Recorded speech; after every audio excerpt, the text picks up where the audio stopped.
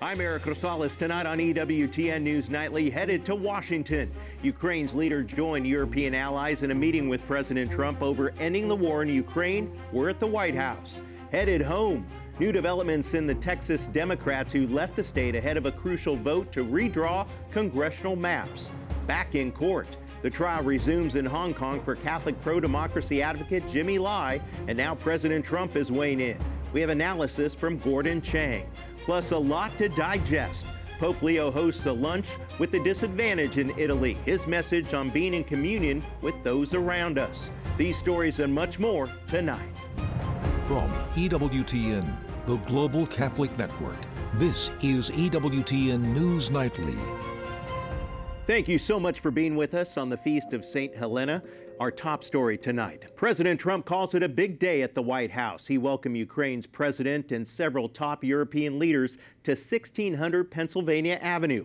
President Trump's goal to end the war in Ukraine. The meeting comes just after President Trump met with Russian President Vladimir Putin at a summit in Alaska. Ahead of the meeting, President Trump posts that let's see what the results will be. For the very latest, let's check in with White House correspondent Owen Jensen. Owen. Eric, good evening to you. As President Donald Trump tries to secure peace in Ukraine, and he's confident, he's hopeful it can happen, Russia continues its deadly attacks. But tonight, there is hope for another high-level meeting to take place in the coming days. President Donald Trump welcomes European leaders who arrived on the South Portico, including from France, Italy, Germany, and Great Britain. And soon after, Ukrainian President Volodymyr Zelensky pulls up outside the West Wing. President Trump, sir, your message to the people of Ukraine as world leaders gathered here today. We love them. We love them. Moments later, in the Oval Office, President Trump tells reporters, "We're going to have a meeting. I think if everything works out well today, we'll have a trilat. And I think there will be a reasonable chance of ending the war when we do that. It's never the end of the road. People are being killed, and we want to stop that. So I would not say it's the end of the road. No, I think we have a good chance of doing it." President Zelensky also addressed journalists. We need to stop this war, to stop Russia, and we need support American and European partners. Later in the East Room, President Trump tells leaders, The Alaska summit reinforced my belief that while difficult, peace is within reach, and I believe that in a very significant step, President Putin agreed that Russia would accept security guarantees for Ukraine, and this is one of the key points that we need to consider. Hi, Ursula. Good to see you. The European leaders were left out of President Trump's summit with Vladimir Putin. They want to safeguard Ukraine and the continent from any widening aggression from Moscow. We will talk about many important topics.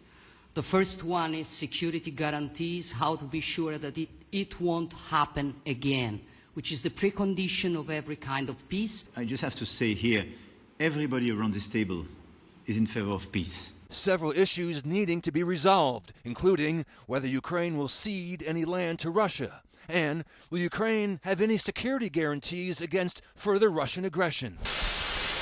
In addition, Russia wants Kyiv to give up the Donbass, the industrial region in eastern Ukraine, but President Zelensky previously rejected that demand. Meanwhile, Russian forces continuing to pound Ukraine with missiles and drones.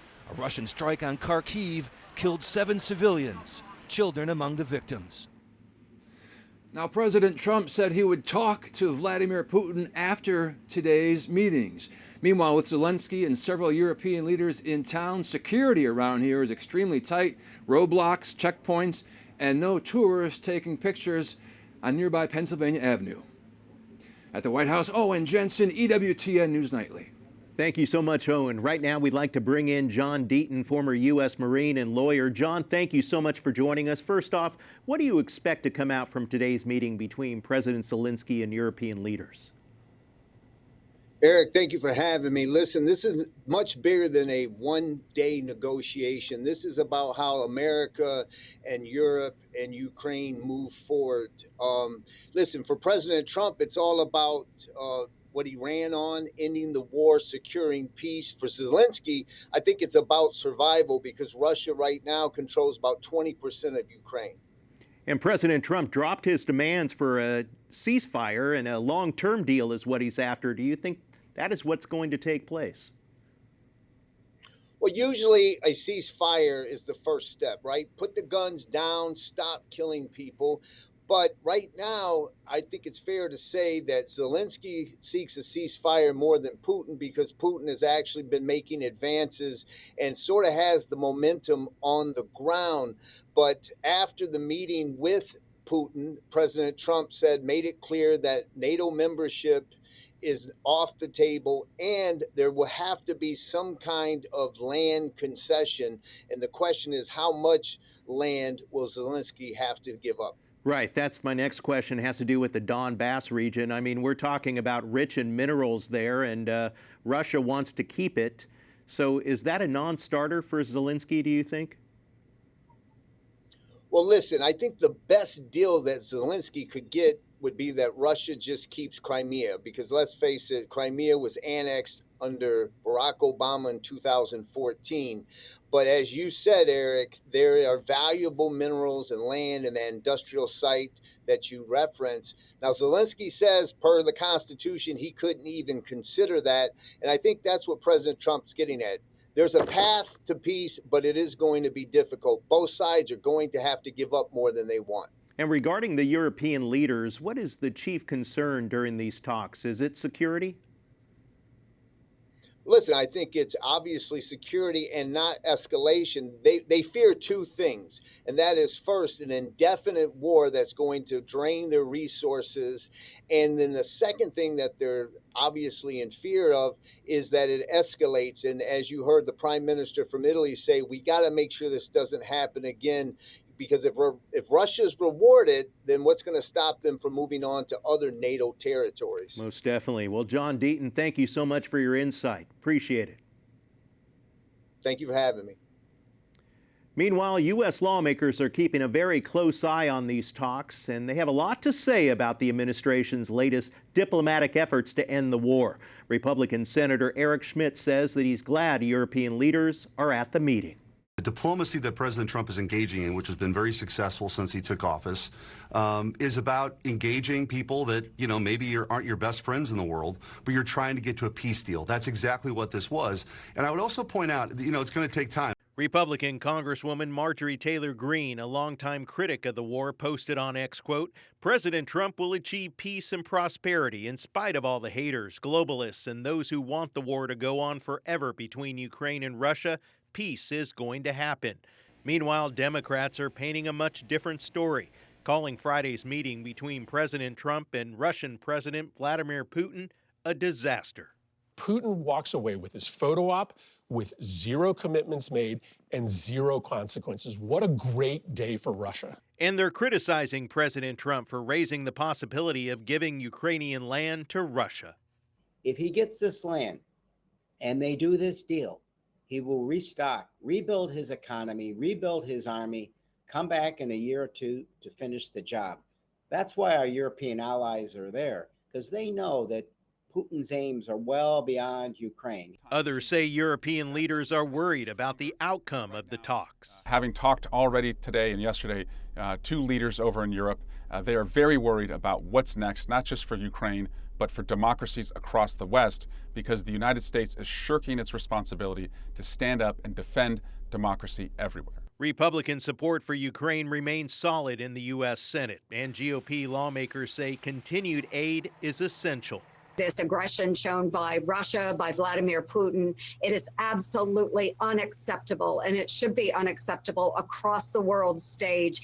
We have to do more to provide lethal aid to the Ukrainians. Republican Senator Lindsey Graham agrees the next phase of American diplomacy over the war in Ukraine needs to target Moscow's pocketbook. Putin's in Alaska. He didn't come to see how Alaska was doing after he bought it. He came to Alaska because Trump threatened to put a 50% tariff on India for buying Russian oil and gas.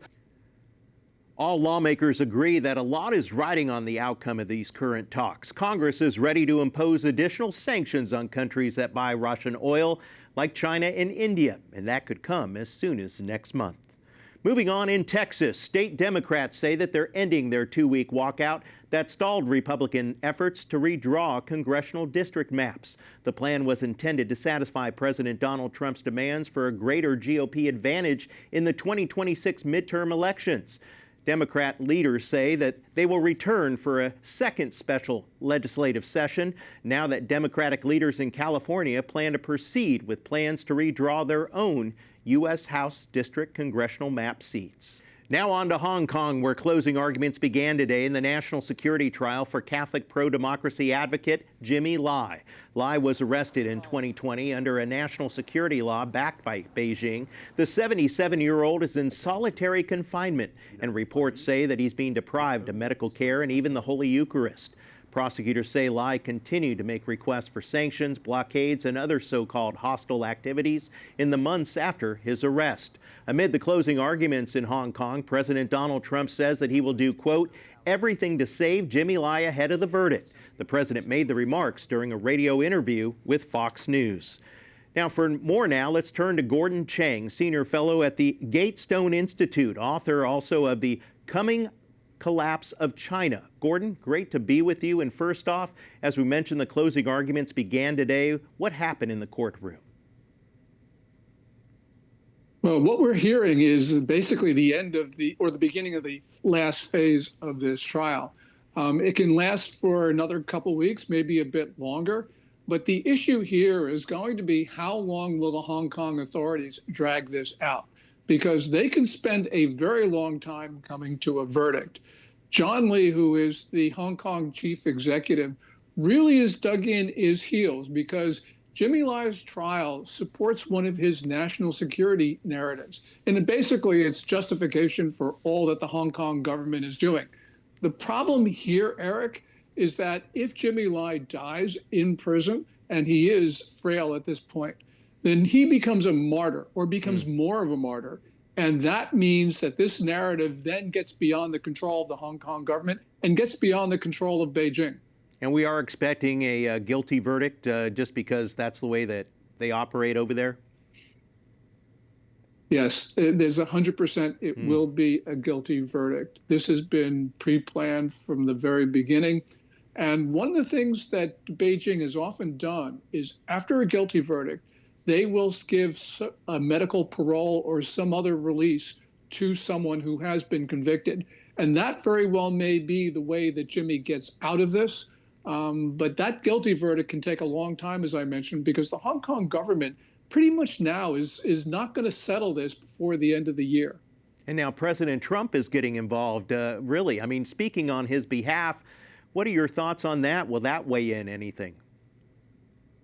I think it's very important because, as President Trump said, he's going to talk to Xi Jinping about this. You know, President Trump has a streak in him that he abhors violence. He abhors all of these things that China has been doing to dissidents such as Jimmy. And so this is at the core of President Trump. And so it was not surprising that he gave that interview to Fox News where he said, look, he's going to save Jimmy Lai. He's going to talk to Xi Jinping. This is very much the way that Trump looks at the world. And have any other world leaders weighed in on behalf of Jimmy Lai? Keir Starmer, the British Prime Minister, has said something, but he's been really late to the game, as was his predecessor, Sunak.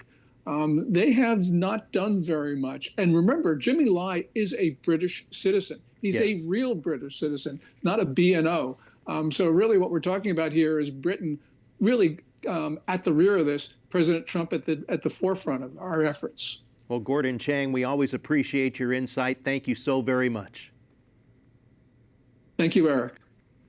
Well, we still have a lot more to come on EWTN News Nightly. The eye of the storm as Hurricane Erin bears down on the Caribbean. Evacuations are underway and parts of the United States will have the latest. And a new report shows Planned Parenthood is finding success in pro-life states. We'll explain why.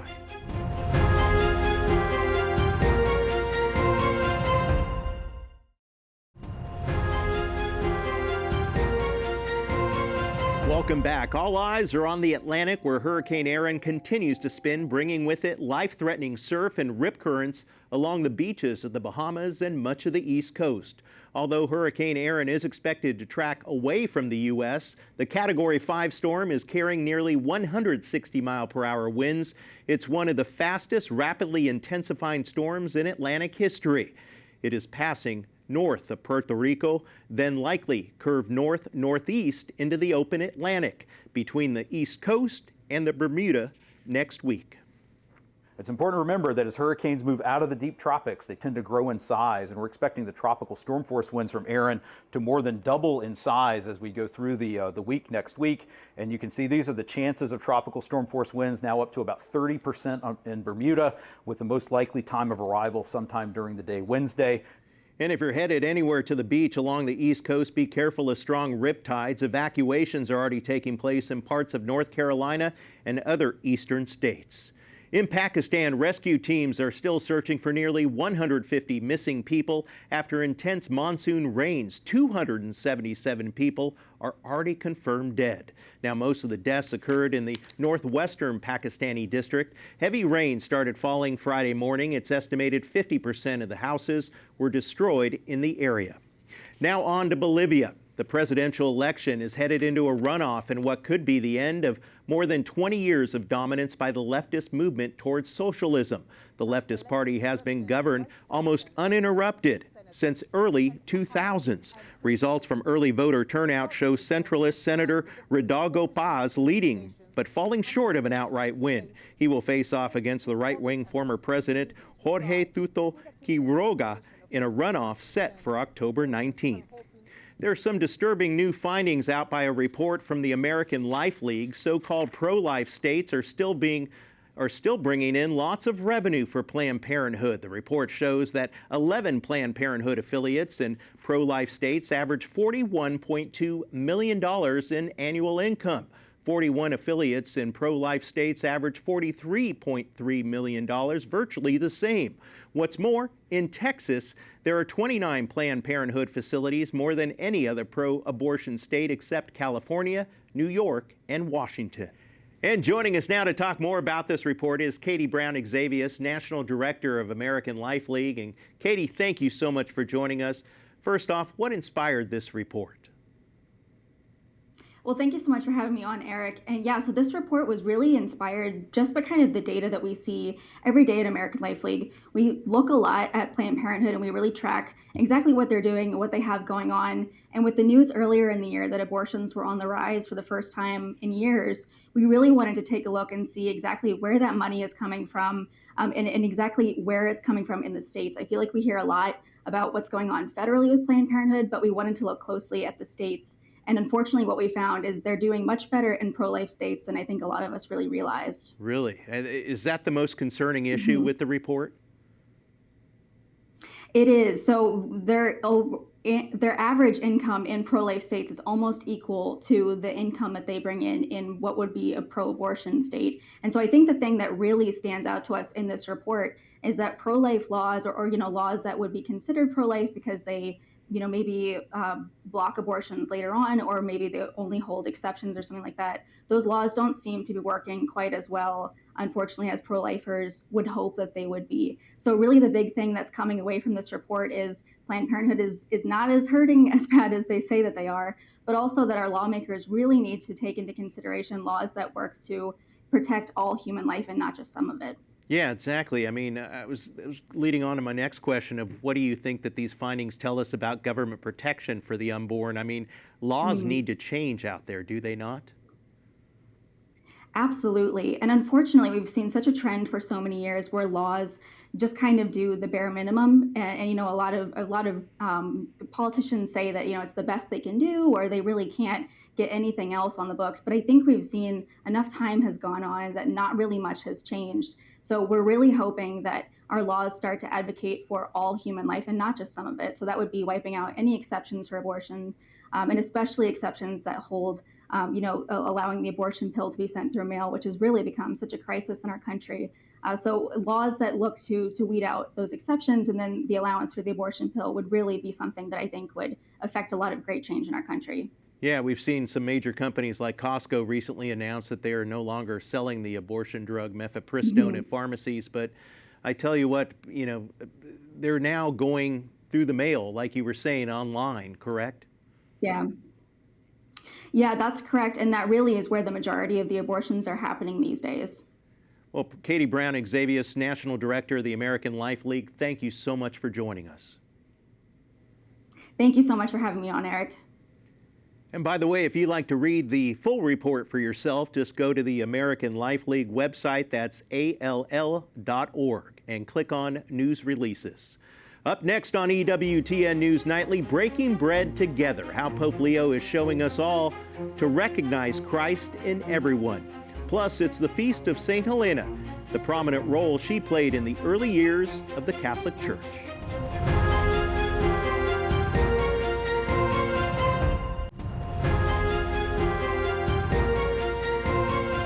Pope Leo XIV will soon return from his second stay at Castel Gandolfo, but before he left, he took the opportunity to show his solidarity with those who are often overlooked by society. EWTN Vatican correspondent Valentina Di Donato has more. Closing out his stay at Castel Gandolfo, Pope Leo XIV presided over a Mass from the shrine of Santa Maria della Rotonda in Albano. It was the first official encounter that the Holy Father made for people currently experiencing poverty. Many of the men, women, and children who attended are assisted by the diocese and were accompanied by members of the diocesan Caritas. E vi incoraggio a non distinguere tra chi assiste e chi è assistito. I encourage you not to distinguish between those who assist and those who are assisted, between those who seem to give and those who seem to receive, between those who appear poor and those who feel they are offering their time, skills, and help. We are the Church of the Lord, a church of the poor, all precious, all subjects, each bearer of a unique word of God. Each is a gift for others. Ognuno è un dono per gli altri.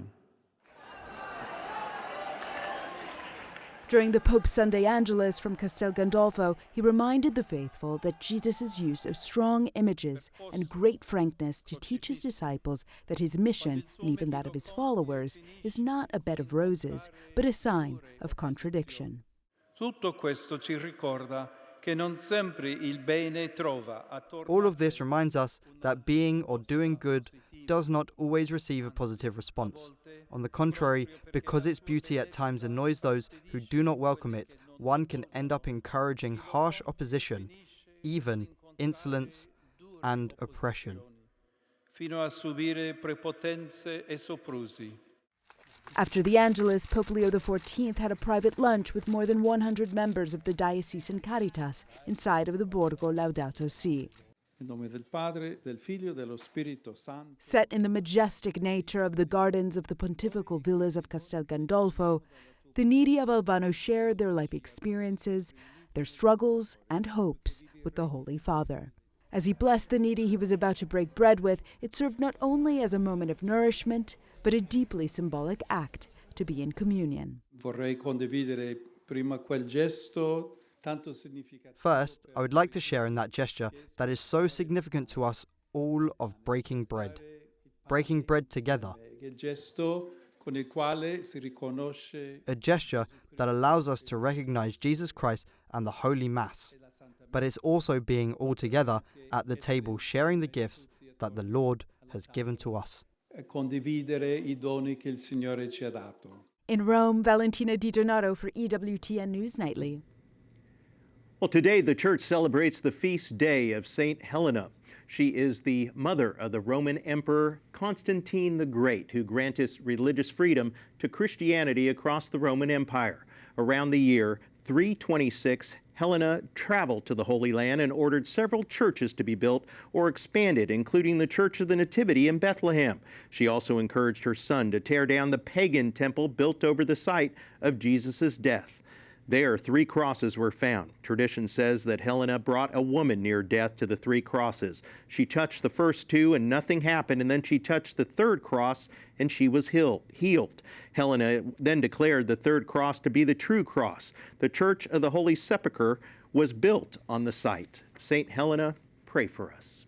Want to thank you for watching tonight. Remember, you can follow us on social media, Facebook, X, and Instagram at EWTN News Nightly. I'm Eric Rosales. Have yourself a wonderful night y vaya con Dios.